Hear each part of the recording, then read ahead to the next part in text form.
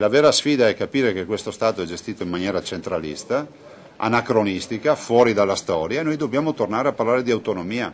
La Catalogna non pone solo la questione dell'indipendenza della Catalogna, pone una nuova questione, che il popolo va in piazza e chiede di poter gestire il proprio futuro, cosa che gli Stati e i governi non vogliono fare. Concetti chiari quanto duri nel giorno in cui il governatore Zaia incontra il Presidente della Repubblica Sergio Mattarella a Palazzo Ducale. Un governatore chiaro verso i vertici dello Stato, quanto graffiante verso gli avversari politici a questo referendum, Partito Democratico in testa. Il PD ieri diceva che non è vero che c'è 21 miliardi di residuo fiscale. Ma andate a chiederlo a una realtà molto più autorevole di me, che la CGIA di Mestre ha fatto tutti gli studi e penso che abbia già risposto in maniera sapiente. Sono dati ufficiali, fra l'altro, che escono dal Ministero delle Finanze, non escono dall'ufficio di qualche partito. Risolto anche il dilemma del certificato elettorale. Questa è una piccola miseria umana che Roma ha messo in piedi, no? Per far credere che non è un referendum ufficiale. I veneti dalle 7 del mattino alle 23 di sera, quindi alle 11 di sera, il giorno 22, vanno nei seggi dove hanno sempre votato, troveranno la matita copiativa, la scheda,